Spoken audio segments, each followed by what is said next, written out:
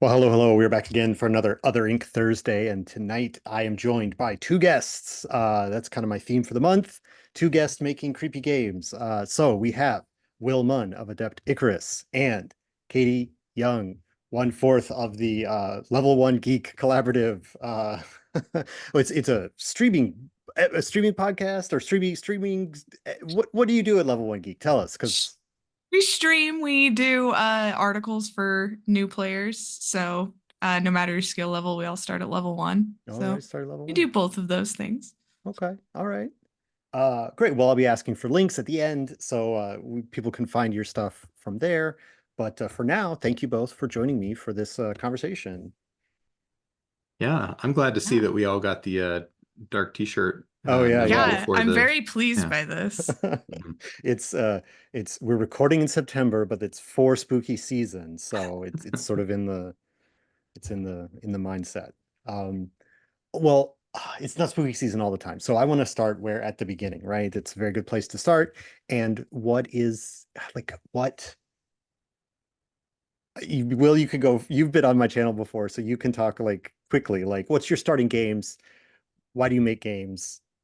What's your entry route into this process, and then you can hit the highlights, and then I want to hear more from Katie because I haven't talked to her before. Yeah. I'll hit the highlights. I have done many things in my life. And not all of them were fun or good, right? Mhm. But a long time ago, I decided I was going to write. And at first, I thought that meant I needed to write stories and novels and things like that. And I did write some of those things, and some of those things I started writing and never finished. But I had an opportunity to do a little bit of games writing because I have a friend who had a game publishing company that was creating a lot of content. That's Alan Barr of Gallant Knight Games. And he had occasionally something he's like, something would fall through. He's like, I had somebody to write this, but now I don't. Will you write this? And so I would write a thing here, I would write a thing there. And I just liked it so much. It was one of the funnest experiences I ever had. I loved writing for games. I enjoy it way more than I like writing just normal straight fiction. And so, yeah, over time, I just started doing more and more of it.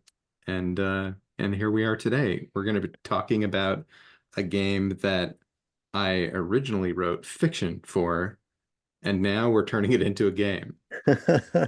Well, yeah, and I think there's something to dig in there. It is, I mean, we may have talked about this literally the last time I talked to you, but like that fiction is like you make all the decisions and you say that this happened and that happened and this is how the characters felt about it, and that's the end, and people read it or not.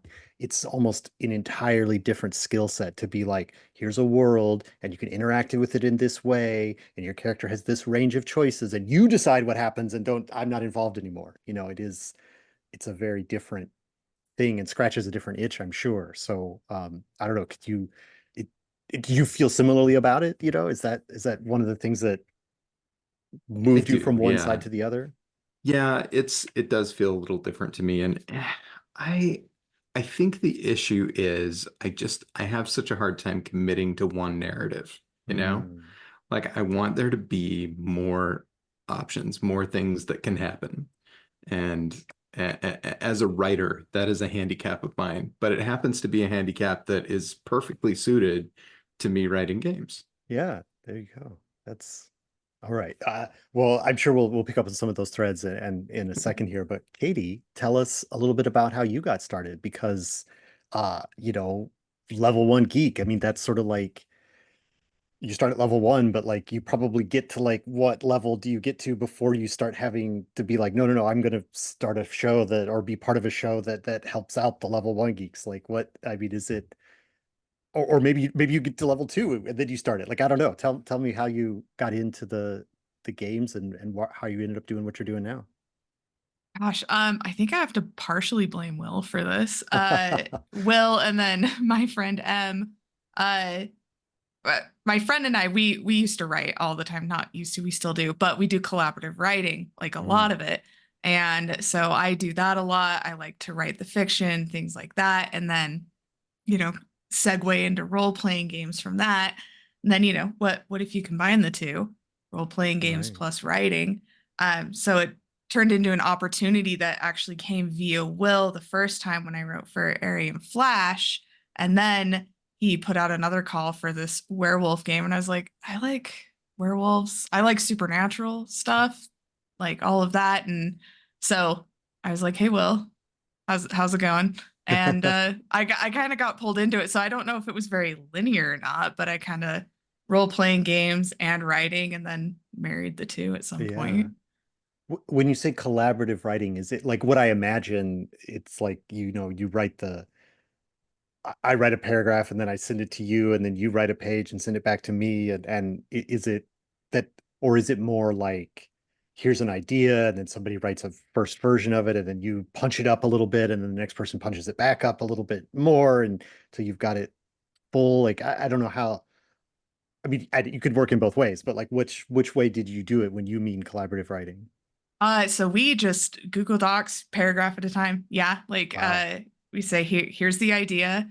I'll write this character, you write this character, and then paragraph after paragraph. So that's how we do it, is just it's very back and forth. It's very, hey, what if this were to happen? Cool, that's a neat idea. Let's start writing it and see where that idea goes. Instead of, here's my version of it. What do you want to put into it from there? Which is totally a valid way to do it. It's just not the way I do it. Right, right.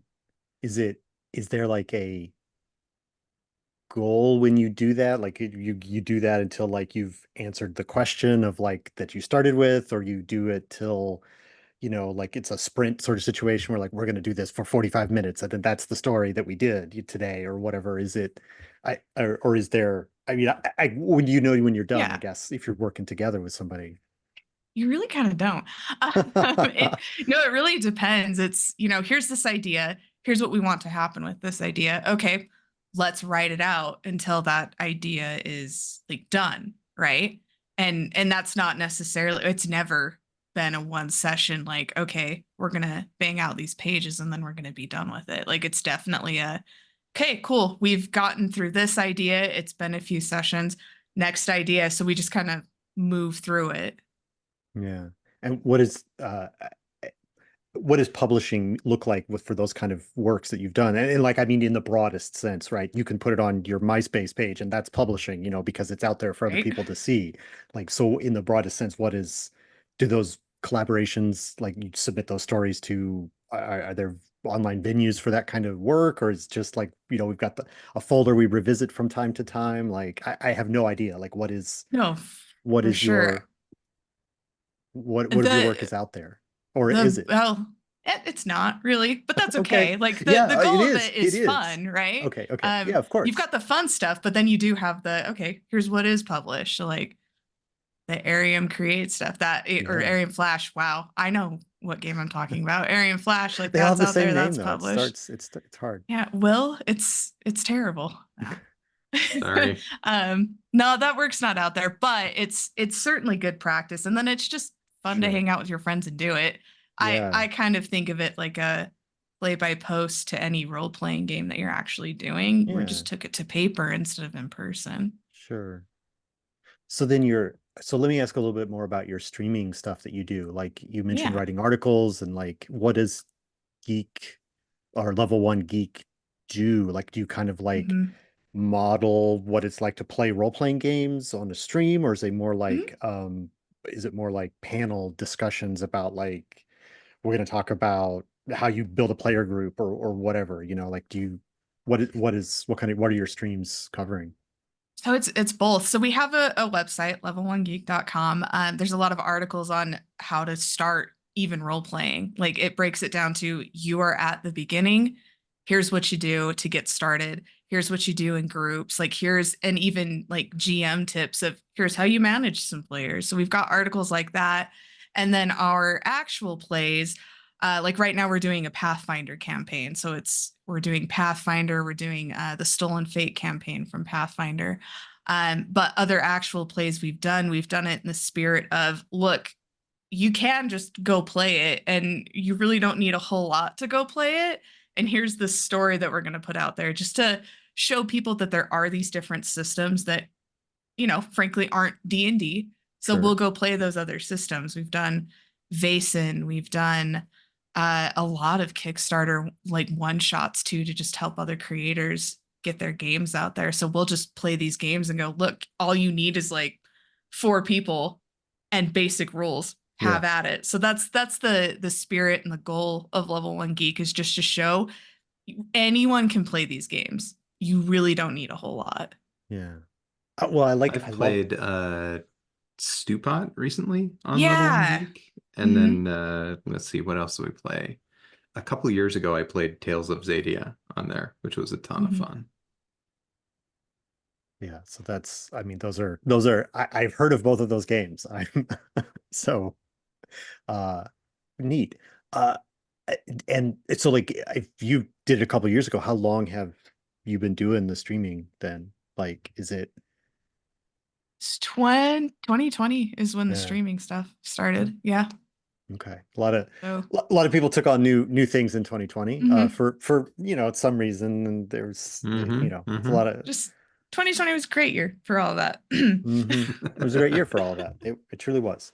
Um so I guess it's kind of trying to like begin to move the conversation into like kind of our main focus for this conversation. Like, what are some of the games that you've played that may or may not involve werewolves that kind of like prepped you both for the we're going to talk about Rue for Ruin, basically, a Rue from Ruin, right? Rue from Ruin, yeah. Yeah. So we're going to talk about that, but like, what is, you can go back, Will and Katie, whatever, but like, what are some of the games you've played that are your favorite games that you're like almost lodestones for like what you're trying to accomplish, or like anti-examples, you know what I'm saying? Like where you're like, oh yeah, this was great except for all of these things that are wrong with it, so my game's going to fix that, or I don't know, like what are some games that you've played that put you where you are now you're going to make your own werewolf game. Yeah, that's interesting. I don't think this is in no way a hate design, because I think there are a lot of really cool werewolf games out there. I mean, not a ton of them, but there's a few, right? Um, I at one point have played at least one session of Werewolf, right? Mhm. The game Werewolf or Werewolf the Apocalypse or whatever it was called at the time. Um, Depends on the version, but I yeah, think yeah. Werewolf the Apocalypse is the one that I I think have that played was, as well. yeah, one of the more original ones, I believe.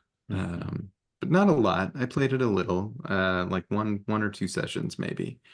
So that's not necessarily like a huge influence in a lot of ways, but I I really like there's a PBTA game called Monster of the Week that's really fun, that kind of picks up on the sort of the similar vibe to the Supernatural television series or Buffy the Vampire Slayer and that type of thing as an inspiration, which I think is kind of cool. And I think we've incorporated some elements of that type of world building into what's in Rue from Ruin.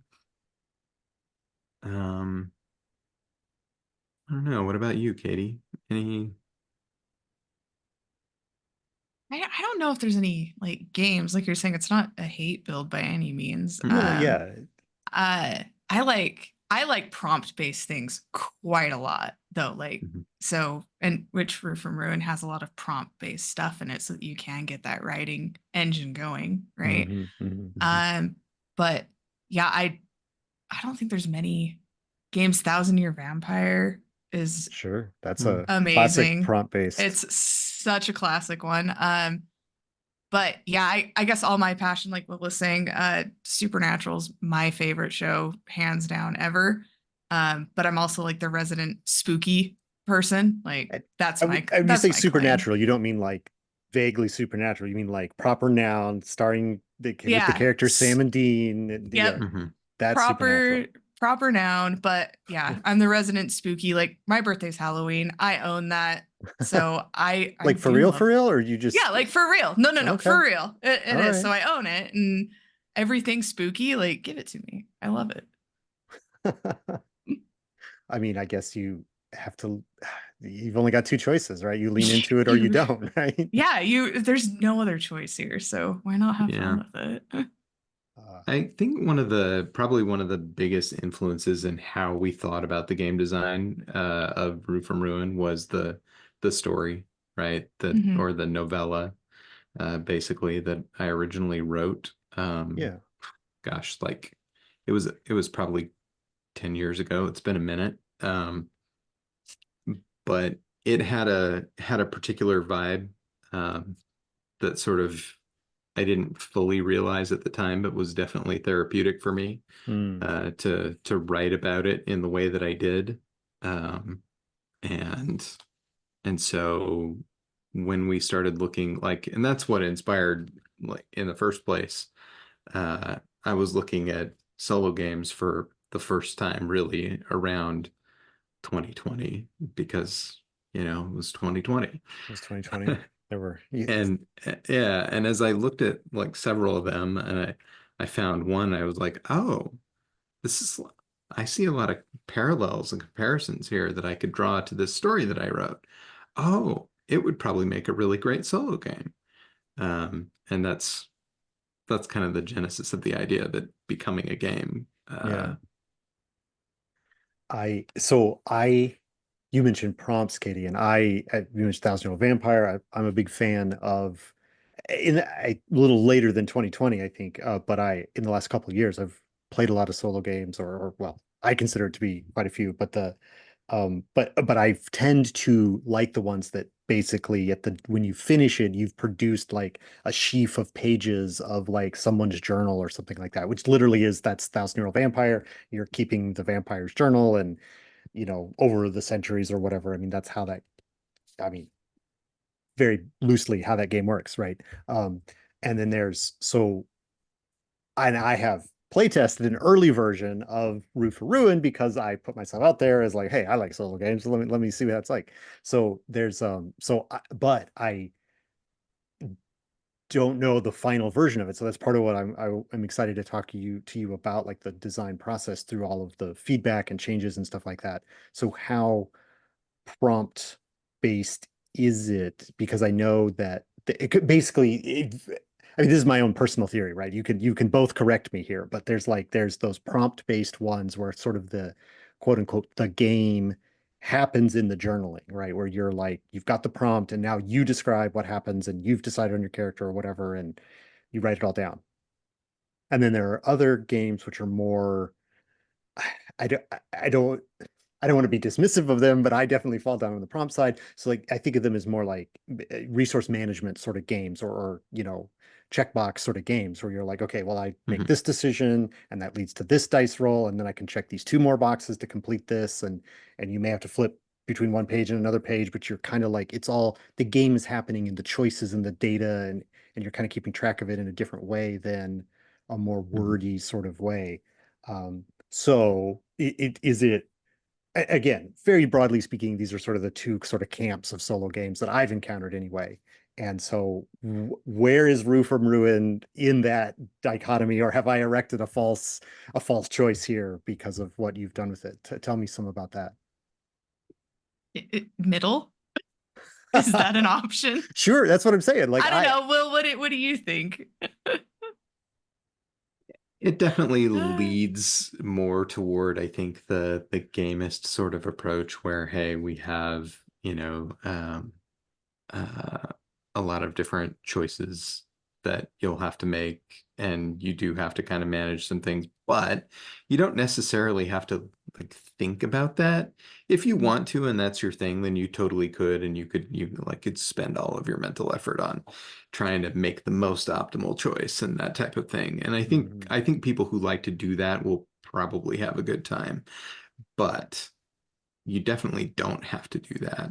I think you can just kind of go through and like make some rolls on tables and sort of, see what happens and then write about it, which we've done a lot of times in our play tests, and say, oh, wow, this thing happened, and we think that there's enough sort of evocative feeling to what it is that will happen if you just kind of play through that will be very good as a prompt for writing. So what about you, Katie? What do you think you said the middle. So like what does that look like for you? What is the balance point or whatever that between those two sort of extremes, I guess, of all Yeah. numbers or all words? Yeah. I mean, Again, a you false dichotomy that I erect, but oh, like, false dichotomy. No, no. I think you can do both, like Will's saying. Like you really could take this and go, all right, I have done step one. Okay, I'm moving on to step two. My betrayer is here. Okay, I've done all of their stuff. Step three. Like and there's resource management in it because there are things, there's costs, there's all of that. There is a resource management part in it, but I think what we tried to do also is evoke that, hey, I want to write about this. So we've put words in there. We've put like simple statements to say, okay, this is your next thing. You are passing time, but to like give that little push over to, you can journal about this and you can make a whole story out of it. And like, you certainly don't have to go by, okay, it is black and white. Here are all of your roles. See what happens with it. And then make choices based on what you've written instead of, okay, now I'm just turning the page. Here's the next yeah. set of, cycle that I have to do. All right. So I into the weeds too quickly. So I think actually we need to take a step back and have you describe to us. I mean, you talked about it being inspired by a novella, Will, and like, what is this game, Rue From Ruin in the first place? I got it. I got too much in the weeds too quick. So yeah, let's give us a pitch for the game about what it is. One of you. You want to do it? You want me to do it? Do it, Will. Get You it. want me to do it? Yeah. Okay. Um, Essentially, you're a werewolf, right? You were turned into a werewolf and left alone. Uh, and so you don't have a pack, right? You don't have very many close family or friends or anything either that you can trust or you can trust yourself around. And so you're kind of left alone. And you know that there's a person that you distrust, right? That maybe you blame them for why this happened or how it happened, and you're trying to find them. They are trying their best to elude you. And that's kind of what's happening. So the idea is as you it's a chase, like an extended chase in a sense, right? Where you are a werewolf and you're looking for this person, and when you find them, hopefully you'll get the answers that you want. Yeah. All right. I mean, that's a very straightforward pitch.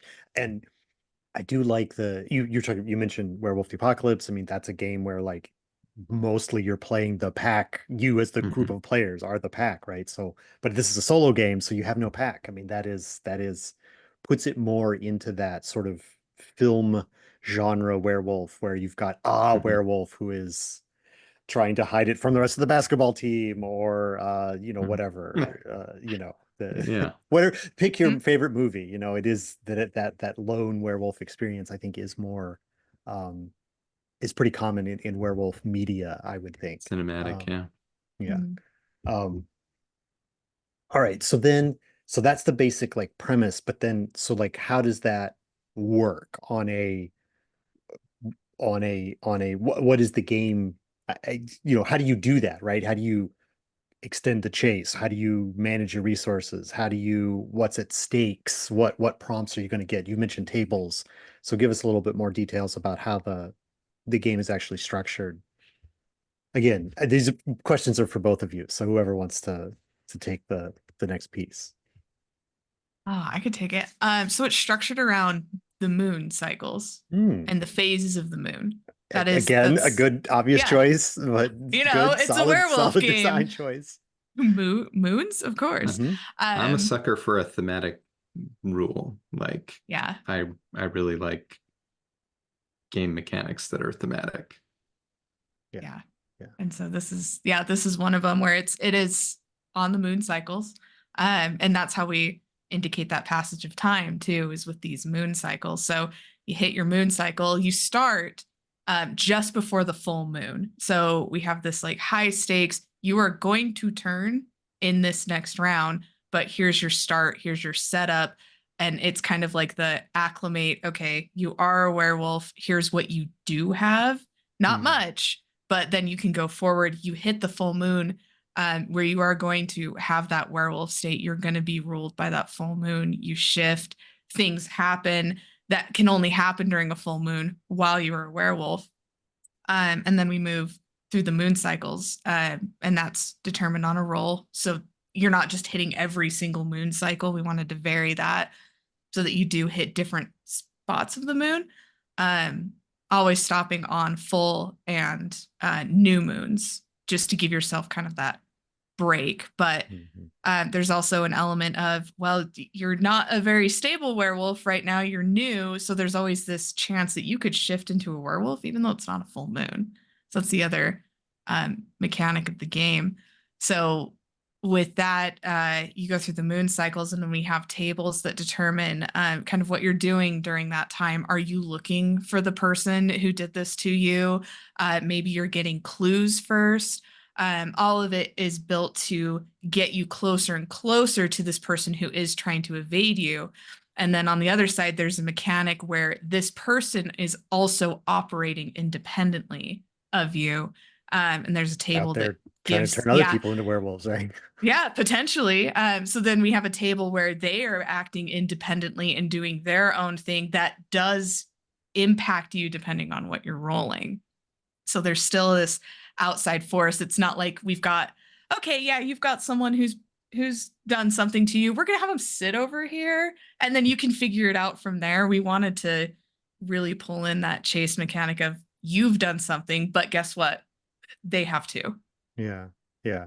This is where like it's been months since I played the alpha version of this game, and we're not even talking about the alpha version anymore. So like I am like, I know we haven't talked about game clocks yet. I mean, you talked about the moon cycle, but I know you're design fan of game clocks, Will, and maybe you can tell me a little bit about that in a second. But like, is there sort of I imagine there's sort of a progress track of some sort where it's like, if you're chasing, how close are you, how far away are you, how much time before that influence from the betrayer impacts you. I mean, are these the kind of things that you're tracking on a turn to turn, round to round basis? That's the sort of, you're watching the clock tick down to your next transformation, and can you get to, bonus areas before then? Or I mean, that's am I just correctly describing sort of how that comes into play then?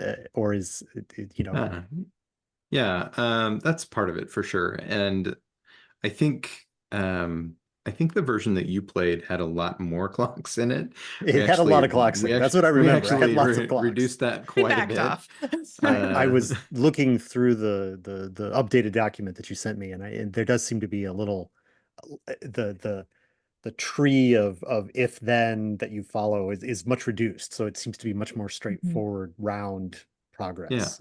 So yeah. It is. I think it's much more streamlined than how it was in, our early yeah, stage. months ago.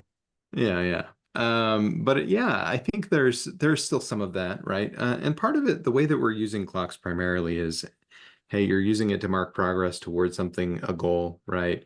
Or to mark the passage of time over something that you're trying to resolve that might take time to resolve, right? That you couldn't potentially just like, oh, I know how to do this and it's done. It doesn't apply to everything, but in some cases we have a little bit of that. And the betrayer has sort of a series of states that they go through as they're trying to escape you as you're getting through this extended chase, right? So as they go through the different sort of stages and it's more focused on the player actually. So it's like, hey, at first you're trying to just even track, like figure out, find their trail, right? It's gone cold a little bit maybe, and you're trying to find their trail. Once you find their trail, you have to follow it, right? And then once you've followed their trail for a while, you might say, okay, I know like exactly how to get to them. And then, you I guess you gather yourself and decide how you want to approach that Hmm.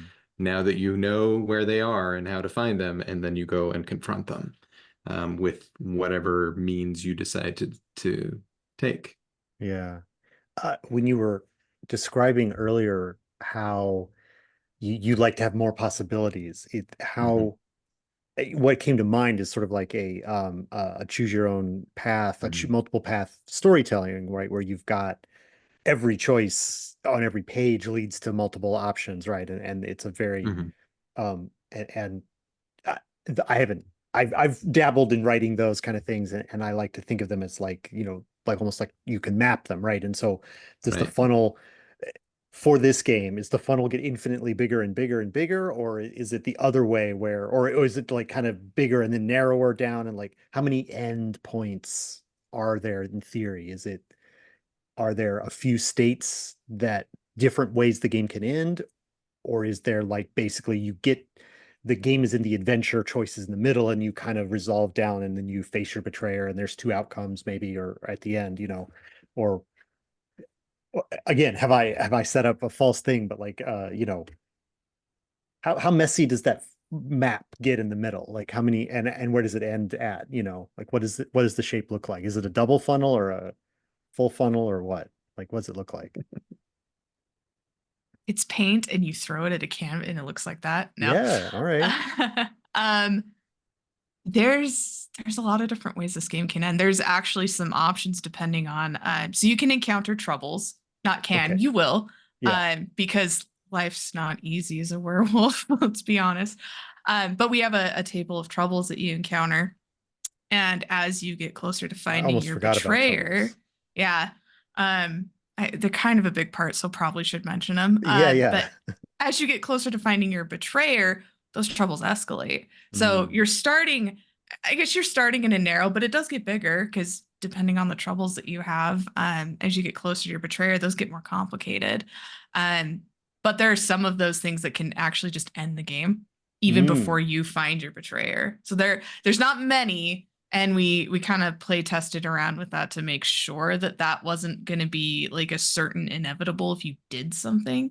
But there are a few where you get caught by something and then that's Mhm. it. That's the end of your story.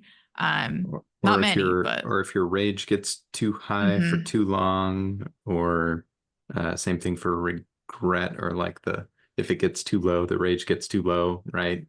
mhm. So you have to have a certain amount of rage to be a werewolf, dang it. Um, Well, I mean, that makes sense. Yeah. This, so there's several things I want to say. So one thing that you talked about the paint splatters, and now that you've reminded me of troubles, I mean, that is kind of that is almost the most apt thing, because like you're kind of mhm, going in these different directions, and then if you get wrapped into a certain trouble, which is a random roll, then you're randomly like splattering out from there, and those like mhm, levels that you mentioned, the troubles get worse if you're closer to your betrayer. Like each one of the troubles has those escalations, right? Or I Yeah. don't know if that's what you call them, but it mhm, is sort of like then little splatters are happening rather than some sort of linear process or whatever, because you could randomly roll one of the very dangerous troubles that end the game, mhm. Mhm. um, and then that's hanging over you. So, um, Um, yeah. but as far as what the ending looks like, Yeah. that is something that you kind of uncover as you go. Mm. So the ending, there is a certain random element to the ending, because you're going to uncover, like as you start to catch up with the betrayer, you're going to get some insights, which are prompts, right? That'll tell you a little bit about what you're a little bit about yourself, a little bit about the betrayer, and then maybe a choice. The last one is actually a choice. So you're going to make a choice, and that will determine what the last insight that you get. So you're going to get three by the end of the game. And it does have an end. And when you get the third one, um, then that sort of tells you, and then you go and meet your betrayer, and you do something with them, right? We don't know exactly what that looks like. It depends on player choice. um It's and so so that they'll have the outcome of their encounter with the betrayer, and then they'll have these three insights, and they put those things together, and that kind of gives you an ending. yeah. And So we're actually going to provide like endings that people can look up if they want to, but Like you get, they could write their own as well. so like if Mhm. you like consult this table and look at 1B4 and this is the paragraph that describes the final Yeah, thing it'll it'll be or it'll be you know on a K website for the K7G or yeah. whatever. Oh, so It'll it's be going to be on a on a website, but website. it'll also will have a PDF that people can look at and print if they want to, so that, people who don't have good technology enablement can still get to those endings if they want to. Yeah. But it's basically just like big tables. Yeah. Yeah.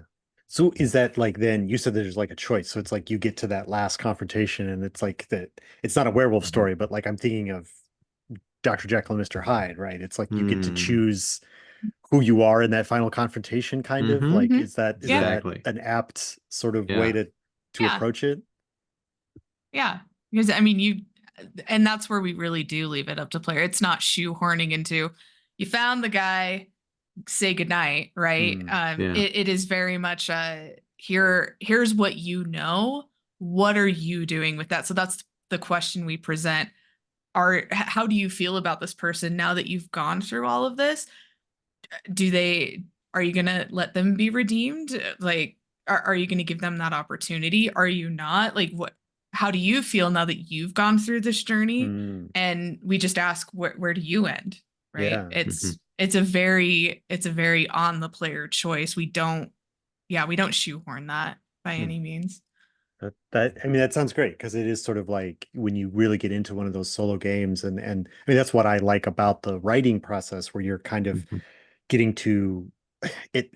I'm not a big LARPer, but like that embodiment thing, like I experience more of that through the writing, right? Yeah. Where I'm like, okay, Mhm. so I'm writing as this person and this is what they think and feel and stuff like that. So then yeah, to have you do go through a journey in a really well crafted solo game that has a lot of that, or at least I experience it that way, where you get a lot of that. You've put a lot of your fake self on the page in that way, like oh, your character, right? You've built up your character on Hmm. the page, and then so like yeah, like looking back and like What what would would they be the do? choice that Yeah. they would do Yeah. based on where they've been and where they've gone and stuff like that. So that does sound that's that ending part of it does sound very that's what I like about solo games. I'm like, ooh, that sounds interesting. It sounds interesting. Hmm. Mhm. Um, so we've talked a lot about the game. We talked a little about the mechanics. We talked about some stuff. We do want to talk about, because this is going to be up during your funding run, like what is the campaign? Tell us a little bit about the campaign. So like, is there have you gone full Gugas and you can get, like uh, I don't know, hound's teeth necklaces and like, other werewolf trinkets Oh at a man, certain level and ideas. like what like tell us No, stop. No, Will, come on. no. you get but I really, what feel do like you I come on here and Matt always convinces whoever my co-designer or the designer is that we need to add a lot of extra stuff. But now we do. No. I'm really sorry. It's happening, and by I sorry, I mean I'm not. I guess it wouldn't be a hound's you just wolf teeth. You want a wolf tooth necklace, not a hound's tooth. Like hound, yeah. But anyway, There we Yeah. like go. what is Just a the simple necklace. just this yeah. Uh It's pretty straightforward, but we do yeah. have some cool things I think that people will enjoy. We're just going to do 3 pledge levels, so keeping it nice and simple, just a digital, a physical, and a retailer for anybody who wants Mhm. to get copies for retail, because I I mean, don't want really, to. that's the smart choice. You don't want to have like, I mean, I don't know. We won't tell anyone how to run their Kickstarter, but like, would you get like, you can buy all of my previous books and you can get these other things and like, I'll make a bandana for you and send that to you. It's like, it can be too much, I'll even if gladly tell you, people how to run their Kickstarter. I'm not afraid. Yeah. yeah.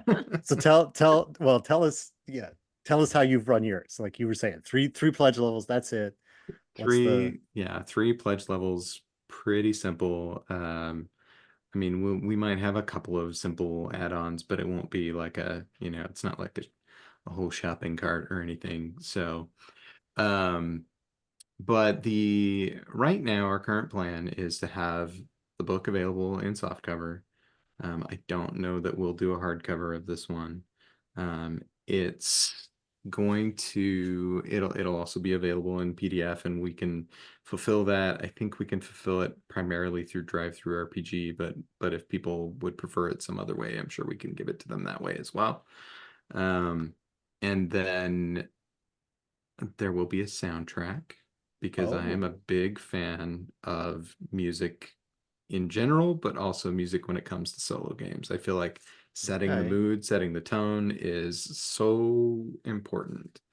And so we will absolutely have a soundtrack. If you followed along or joined in when we did the Cyan Starlight Kickstarter, we worked with a composer. His name is Lance Clark, and we're working with him again to do the soundtrack for Rue From Ruin. Funny enough, the idea to even have music as part of a solo game came because I was planning to work with Lance on this project. Mm. And we co-opted that idea and pulled it into Cyan Starlight, which we published, which is a game by Alan Barr, and love it. I that's one of my favorite things about what we did with that campaign. No cassettes or anything weird Yeah, I like think that that was with what I this. tempted you with before was Yeah, the cassette yeah. version We of the won't do soundtrack. that. I want Um, 45s, so Oh, 45s. that is more, I don't know. Like I think because werewolf, I'm thinking of like jazz times and like, that's when you had 45s. So like, yeah, yeah. it's thematic. It's thematic. Did you see Mhm, the Every mhm. light leave Will's eyes like just every a little bit? every I every time you're on, Will, I'm going to push it back further in time. Like I talked about tapes last time with Science Starlight. Now we're Uh-huh. doing 45s. Yeah. Like you come on Yeah, again here, I'm going to try and convince you pretty to soon wax we're gonna offer cylinder. you your free set of minstrels with every game you That's buy. right. That's Yeah. right. The We'll come to your the house and play troubadours music will for you while come you to play the your game. house. Yeah.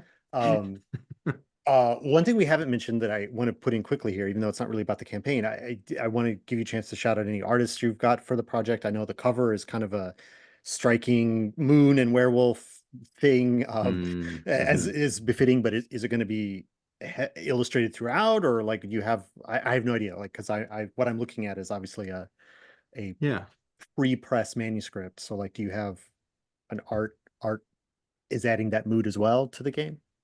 absolutely. Although, well, I guess that kind of leads into the other thing that Katie's going to want to talk about, probably, which we have not decided for sure if this is going to happen or not, but it does very tightly tied to art.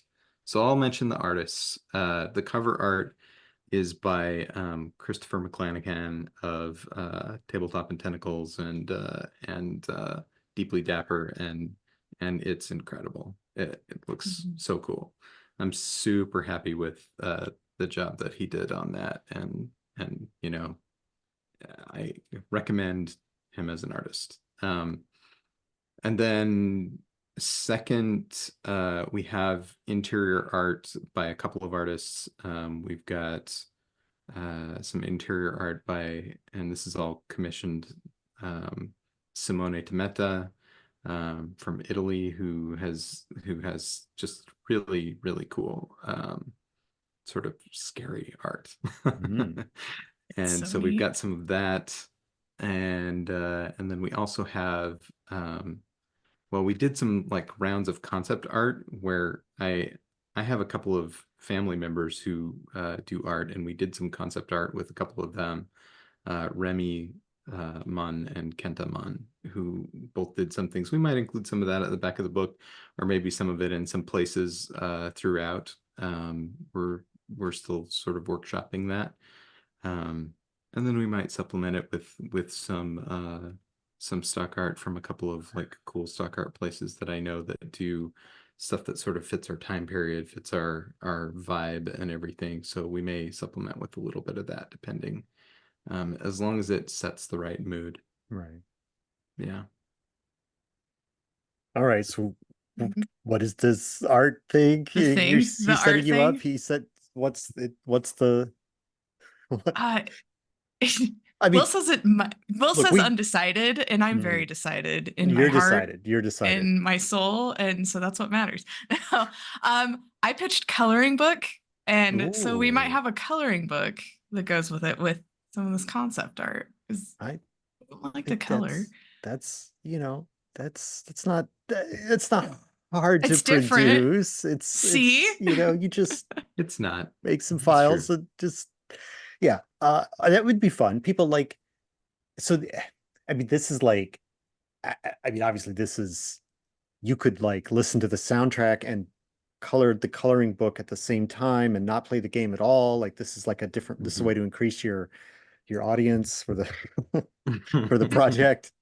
But you could like that's the thing. I think this is literally the conversation we had before. Like just put it as one of the stretch goals. Like this is, you know, and Yeah. then if you get to that level, then you can do it. And you know, Yeah. that's it's all about What we might it. do, and this is something I've thought about too, is we might have the coloring book be a portion of a journal.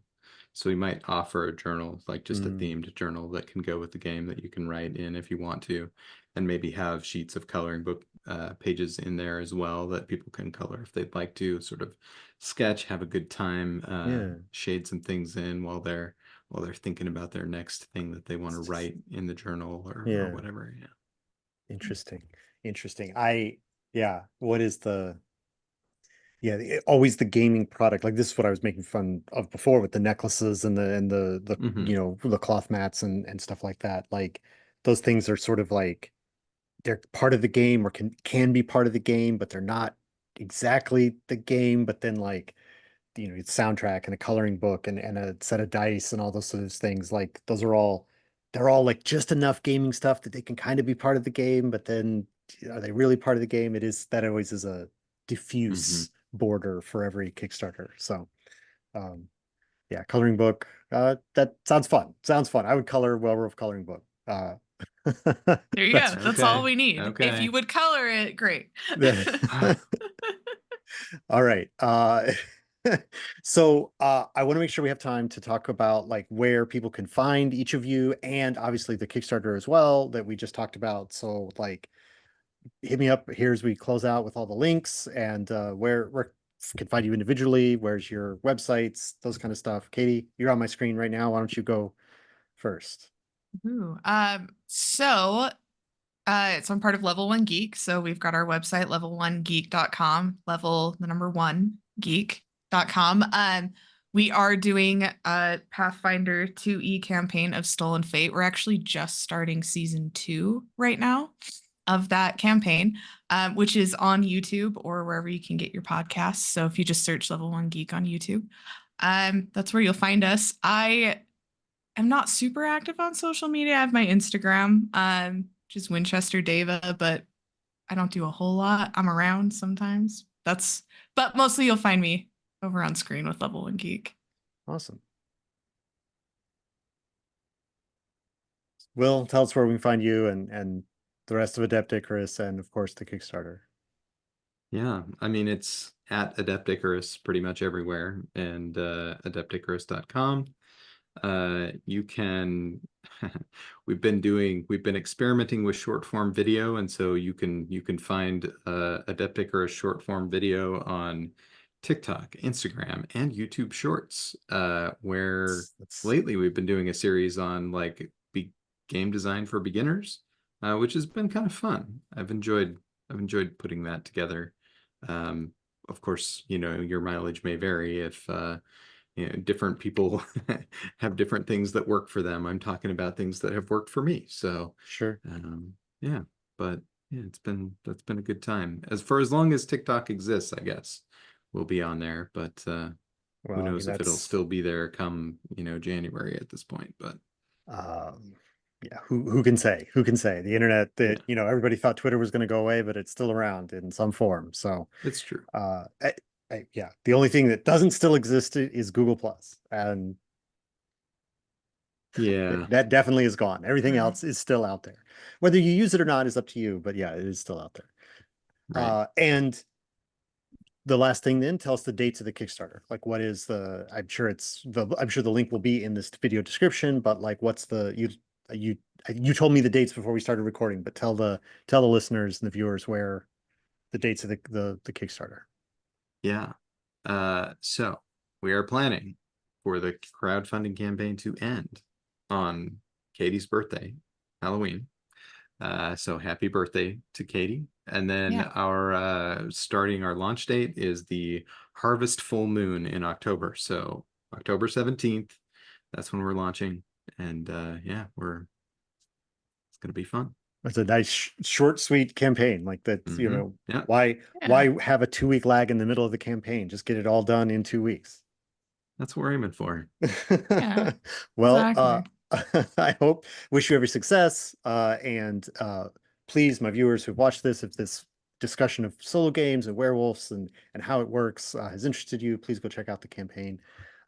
Thank you, Katie, for being on my show. Thank you, Will, for being here tonight. Appreciate both of your time and talking to me about your game. And that's all that I think we need to say. Go check it out. Werewolves. Hurrah. Happy Thank birthday you. to Katie on the day. Yay.